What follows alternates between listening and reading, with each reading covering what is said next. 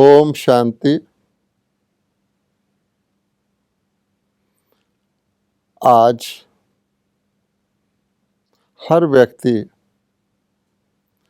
शांति चाहता है, हर देश शांति चाहता है, सारा विश्व शांति चाहता है। लेकिन साथ साथ ये भी हर एक के मन में उठता है कि हम शांति तो चाहते हैं, क्या शांति संभव है? क्योंकि शांति की खोज में, शांति के लिए प्रयत्न जितने भी किए गए वो सफल नहीं हुए। और हम देख रहे हैं कि दिन प्रतिदिन शांति की बजाय विश्व में, व्यक्ति में अशांति ही बढ़ती जा रही है। जैसे कहा जाता है कि मर्ज बढ़ता गया जूझू दवा की, इसी प्रकार से आज व्यक्ति की और सारे समाज की दशा है। कौन सा प्रयत्न बचा होगा जो मनुष्यों ने नहीं किया शांति की प्राप्ति के लिए? लेकिन जितना ही शांति को लाना चाहते हैं उतना ही शांति और दूर होती जाती है। अर्थात आज सभी मनुष्य, सभी नेताएं निराश हैं कि शांति शायद एक प्रकार का लक्ष्य है जो कभी भी प्राप्त नहीं किया जा सकता। ऐसी परिस्थिति में हम विचार करते हैं कि क्या सचमुच शांति संभव है, व्यक्ति के अंदर शांति संभव है और सारे विश्व के अंदर भी शांति संभव है। क्यों हम कहते हैं व्यक्ति और विश्व? क्योंकि यदि विश्व में शांति नहीं होगी तो व्यक्ति में शांति नहीं हो सकती, और यदि व्यक्तियों में शांति नहीं होगी तो सारे विश्व में भी शांति नहीं हो सकती। इसीलिए जब भी कोई शांति की बात करता है या शांति का पाठ पढ़ता है तो उसमें यही प्रार्थना की जाती है कि हर चीज़ में शांति हो। प्रार्थना में क्या कहते हैं कि शांति हमारे में भी हो, शांति सारे विश्व में हो, शांति वनस्पति में हो, शांति तत्वों में हो, हर तरफ शांति हो, तब शांति हो सकती है। पहली बात यह है कि हम शांति क्यों चाहते हैं। अगर हमारे दिल में ये बैठ चुका है कि ना तो कभी शांति का अनुभव हमने किया है और ना ही हमें कभी सुना है कि ऐसा भी समय हो सकता है जब संपूर्ण शांति हो, तो क्या शांति की खोज करना, शांति की तलाश करना कोई फायदा है उसमें? तो हम देखेंगे ऐसा नहीं है। जब तक किसी ने किसी चीज़ की अनुभूति की ही ना हो तो उसकी प्राप्ति की उसमें इच्छा ही नहीं पैदा हो सकती। मान लीजिए मैंने आम कभी खाया ही नहीं, तो मेरे मन में कभी भी इच्छा उत्पन्न नहीं हो सकती कि मैं आम को खाऊं और आम का टेस्ट करूं। इसी प्रकार से अवश्य ही हर एक ने और सारे विश्व ने भी किसी समय पर, किसी काल में शांति की अनुभूति की है। व्यक्तियों में भी शांति थी, विश्व में भी शांति थी। इसीलिए हमारे अंदर जब शांति नहीं रही तो यही इच्छा बार बार उठती है कि फिर शांति हो। अब पहले मोटे रूप से हम देखते हैं कि क्या शांति संभव है। इस दुनिया के अंदर एक नियम है कि ये दुनिया दिन और रात, सुख और दुख, इसी प्रकार से सभी ऑपोजिट्स का एक नाटक है, जीवन और मृत्यु। अर्थात जो जन्मता है उसकी मृत्यु होना अवश्यंभावी है, और जो शरीर छोड़ता है उसका जन्म लेना भी अवश्यंभावी है। इसी प्रकार से हम कहते हैं नया और पुराना। जो कभी नया था वो पुराना ज़रूर होगा, और जो पुराना होगा वो फिर नया होगा। ये हम इसलिए कहते हैं कि ये सृष्टि का चक्र या दुनिया में कोई भी चीज़ यदि उसको सदा चलना हो, एटर्नल रहना हो, अनादि और अविनाशी होना हो, तो उसका क्रम चक्रिक होना आवश्यक है। अर्थात एक चक्कर की तरह वो चीज़ चलती ही रहती है। तो चक्कर में कभी कुछ ऊपर आता है, फिर वो नीचे भी जाता है, और नीचे की चीज़ ऊपर आती है, और ऊपर की चीज़ नीचे जाती है। सबसे आसान एग्जाम्पल जो हम रोज़ देखते हैं अपने जीवन में दिन और रात का है कि रात होती है, फिर दिन ज़रूर आता है, दिन आता है तो फिर रात ज़रूर होती है। ये चक्कर तो हमने अपने जीवन काल में अनेक बार देखा है।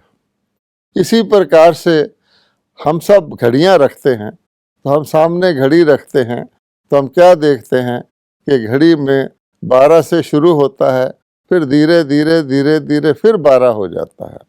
तो इसी प्रकार से वो घड़ी चलती ही रहती है, चलती ही रहती है।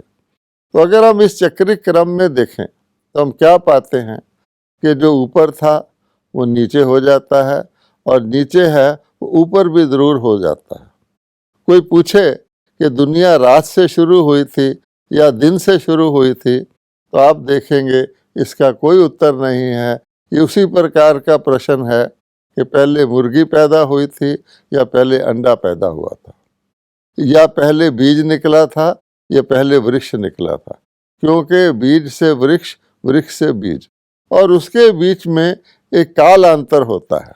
जैसे हम कहते हैं कि दिन और रात का चक्र एवरेज तौर पर 24 घंटे में पूरा होता है, तो हम इन एडवांस बोल सकते हैं कि अगर इस समय हम शाम के वक्त बैठे हैं तो हम पहले से ही अपने फ्यूचर का प्लान कर सकते हैं, क्योंकि हमें पता है इसके बाद रात्रि आएगी, रात्रि के बाद प्रभात आएगी। हम चाहे इस शरीर में रहें ना रहें, लेकिन अब जब हम अपना प्रोग्राम बनाते हैं तो हम कह देते हैं, अपने घर वालों कह देते हैं शाम के वक्त, आज रात को मेरा भोजन नहीं बनाना, आज मेरा भोजन किसी और जगह है। तो कैसे कह देते हैं कि हमें पता है कि इसके बाद डिनर का टाइम आएगा ही आएगा। इसी प्रकार से समय को जानकर व्यक्ति अपना जीवन की यात्रा को निश्चित करता है, अपने दिन के कार्यक्रम को निश्चित करता है। ये सारी दुनिया का जो कुछ भी होता है वो समय के अनुसार ही निश्चित किया जाता है। और जो व्यक्ति समय का ज्ञान रखता है, वो समय पर हर चीज़ करता है, वो सदा सफल होता है। और जिसको समय का ज्ञान नहीं है, जो ये समझ ले कि अभी शाम है, इसके बाद पता नहीं रात्रि कब आएगी, और रात्रि आएगी तो कभी दिन होगा भी कि नहीं होगा, तो वो व्यक्ति कन्फ्यूजन में रहता है। अब जैसे हम अपने जीवन काल में दिन और रात को अच्छी तरह जानते हैं, इसी प्रकार से हम अपने जीवन काल में वर्ष को भी अच्छी तरह जानते हैं, क्योंकि हमारे जीवन में अनेक वर्ष हुए हैं। हम जानते हैं कि वर्ष के अंदर सर्दी का मौसम भी आता है, गर्मी का भी आता है, बरसात का भी आता है। तो हम इन एडवांस तैयारी कर लेते हैं कि भाई सर्दियाँ आने वाली हैं, इसलिए सर्दियों के वस्त्र तैयार कर लो। फिर हम कहते हैं गर्मियाँ आने वाली हैं, अब गर्मियों में जो कुछ चाहिए उसका प्रबंध कर लो। बरसात आने वाली है तो हम पहले से ही अपना रेन कोट, अम्ब्रेला वगैरह हर चीज़ की तैयारी कर लेते हैं। एक किसान को भी पता होता है कि किस सीज़न में कौन सी क्रॉप को बोया जाता है। अगर व्हीट क्रॉप को बोने का समय आता है तो किसान इन एडवांस जानता है कि इन दिनों के अंदर व्हीट का बीज डाला जाए तो गेहूं उगेगा। अगर वो नहीं जानता या लेट कर देता है तो फिर व्हीट का बीज डालने से भी गेहूं पैदा नहीं होता। अगर व्हीट के समय में वो राइस बोने की कोशिश करे तो भी नहीं चलेगा। तो इसी प्रकार से हमारा सारा कार्यक्रम जो है, सारी प्रोग्रामिंग जो है, वो समय के ज्ञान से चलती है। इसी प्रकार से व्यक्ति के जीवन को ले लें तो व्यक्ति को पता रहता है कि जीवन काल में बचपना भी आता है, युवावस्था भी आती है, वृद्ध अवस्था भी आती है, और फिर मृत्यु का टाइम भी आता है। और ये भी पता रहता है कि मृत्यु के बाद ऐसे नहीं सब कुछ अंत हो जाएगा। कम से कम भारतवासी तो अच्छी तरह से जानते हैं कि जो जन्मा है उसकी मृत्यु भी होगी, और जिसकी मृत्यु हुई है वो फिर शरीर धारण करेगा, क्योंकि शरीर तो एक माध्यम है, लेकिन इसको धारण करने वाली आत्मा है। जो आत्मा शरीर लेने से पहले भी थी, शरीर के अंदर भी है, और शरीर छोड़ने के बाद भी रहेगी। अब इसी प्रकार से अगर हम ऐसे चक्कर को सोचें जो हमारे जीवन काल से बाहर है, यानी जिसमें हमारे खुद के अनेक जीवन काल होते हैं, तो उस चक्कर को जाने बिना हम धोखा खा सकते हैं। और यही हमारा आज हाल है। आज सारी दुनिया के लोग इस दुनिया को शांतमय बनाने के लिए हर प्रकार के प्रयत्न कर रहे हैं। वो प्रयत्न सफल क्यों नहीं हो रहे? ऐसा नहीं कि प्रयत्नों में कुछ कमी है। जितने संभव प्रयत्न है सभी किए जा रहे हैं, किए जा चुके हैं, और अब तो कोई ऐसा प्रयत्न बाकी ही नहीं रहा जो बचा हो इस दुनिया को शांति में लाने के लिए। फिर भी शांति क्यों नहीं होती? अब इसका एक मोटा सा आंसर है कि जैसे एक व्यक्ति युवावस्था में है, उसके शरीर में कुछ 19-20 हो जाता है, कोई छोटा मोटा रोग आ जाता है, उसको ठीक किया जा सकता है।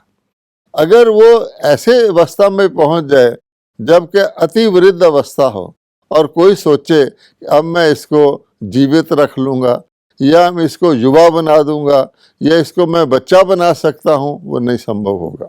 तो इसी प्रकार से अगर हम देखें कि जब सृष्टि चक्र का एक चक्र पूरा हो जाता है और पूरा होने का बिल्कुल समय समीप होता है, उस वक़्त हम घड़ी को रिवर्स करके एंटी क्लॉकवाइज चल के, अर्थात उल्टी गंगा बहाकर कोशिश करें कि हम इस बूढ़े व्यक्ति को बच्चा बना देंगे, तो नहीं हो सकता।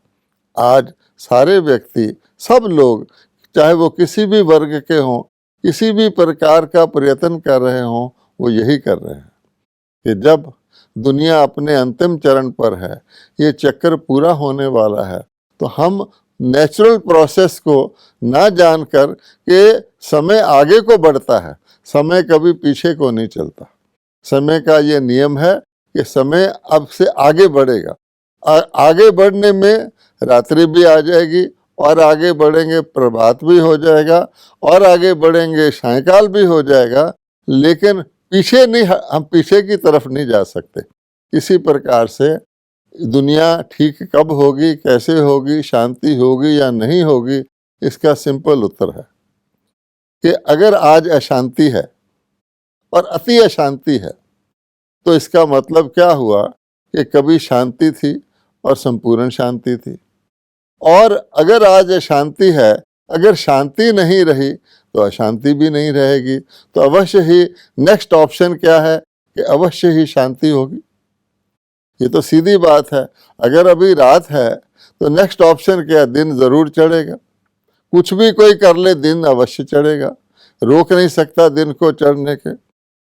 कहा जाता है रात भर का है मेहमा अंधेरा, किसके रोके रुका है सवेरा, क्योंकि काल को कोई रोक नहीं सकता। तो इस समय के ज्ञान से हम पहले तो इस बात को सुनिश्चित कर लें और पक्का अपने मन में धार लें, और कभी निराश ना हो कि शांति हो ही नहीं सकती, बल्कि शांति का होना अवश्यम भावी है। अशांति के जितने भी तरीके हैं, वो जितना भी जोर लगा लें, आखिरकार तो शांति होगी ही, सुबह होगी ही होगी। इसलिए हमें निराश नहीं होना चाहिए। अब हमें अपने तौर तरीकों पर, अपने मेथड्स पर, अपनी विधियों पर ध्यान रखना होगा कि हमें क्या करना है, हमें क्या करना चाहिए।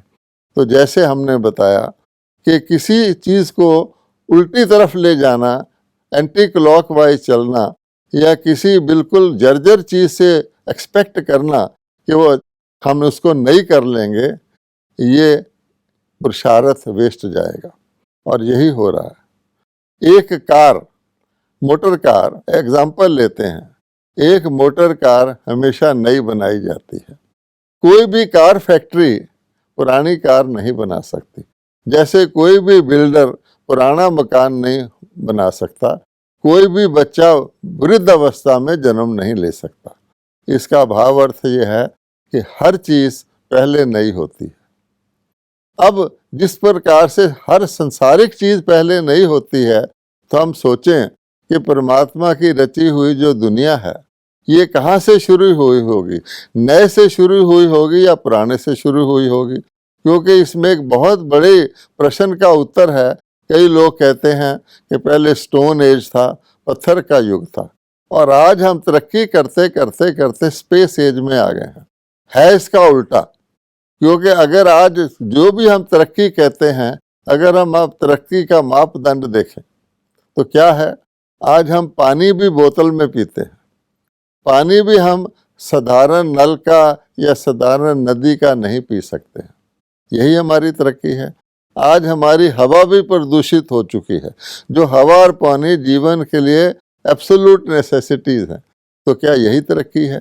इसलिए हम देखेंगे कि इस नियम को पहले समझना होगा कि हर चीज़ पहले नई होती है, फिर पुरानी होती है, और जिस समय पर वो चीज़ जिस अवस्था में है, उस समय पर उसी प्रकार का को जानकर उसका प्रयत्न करना ही राइट रिजल्ट लाएगा।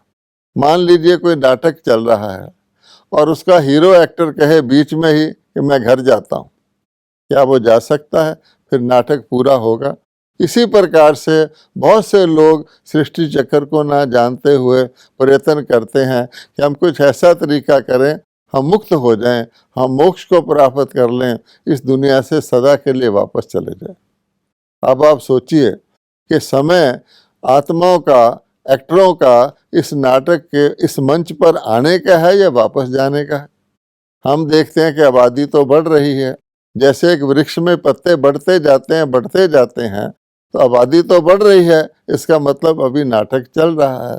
जिस वक्त नाटक पूरा होने का समय होगा, तो जैसे वृक्ष के सभी पत्ते निकल आते हैं, उसके बाद एक भी नया पत्ता नहीं निकल सकता, क्योंकि सभी पत्तों को समेट करके उस वृक्ष के बीज रूप में वापस जाना है। इस सिंपल बात को अगर हम समझ लें, तो हमें ये देखना चाहिए कि वर्तमान समय कौन सा है और हमें क्या प्रयत्न करना चाहिए। तो अगर हम एक वृक्ष का ही एग्जाम्पल ले लें, तो वृक्ष बीज से पैदा होता है। बीज जड़ों को सारी शक्ति देकर बीज लुप्त हो जाता है। फिर जड़ों में सारी शक्ति आ जाती है और जड़ें ऊपर धरती से ऊपर निकल करके तना को पैदा करती हैं। फिर तना अंत तक रहता है, और जैसे जैसे वृद्धि होती जाती है, बड़ी बड़ी शाखाएं निकलती हैं समय अपने अपने समय पर, फिर उपशाखाएं निकलती हैं, और वृक्ष बढ़ता ही जाता है। अगर किसी व्यक्ति को ज्ञान ना हो वृक्ष की पूरी लाइफ का, तो वो सोचेगा अगर ये वृक्ष इसी तरह बढ़ता रहा तो सारी दुनिया में ये वृक्ष फैल जाएगा, तो दुनिया में तो किसी को रहने की जगह ही नहीं होगी।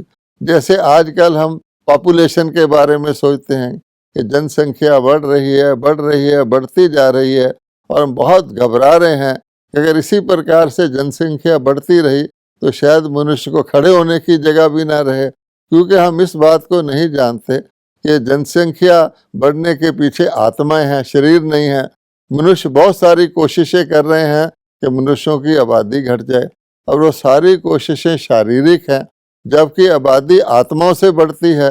तो जब तक आत्माओं का ज्ञान नहीं होगा कि आत्माओं का कोई लोक है, आत्माएं वहाँ से अपने अपने टाइम पर आती हैं।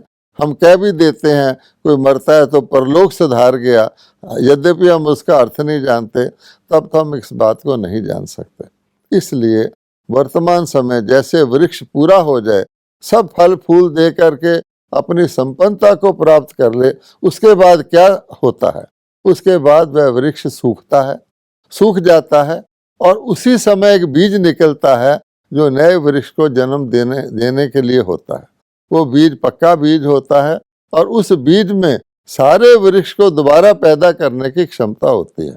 अगर इस बात को समझ ले, तो कोई व्यक्ति सूखे हुए वृक्ष को देकर उदास नहीं होगा, क्योंकि वो जानता है कि इसका सार बीज रूप में जन्म ले चुका है और ये वृक्ष दोबारा पैदा हो जाएगा।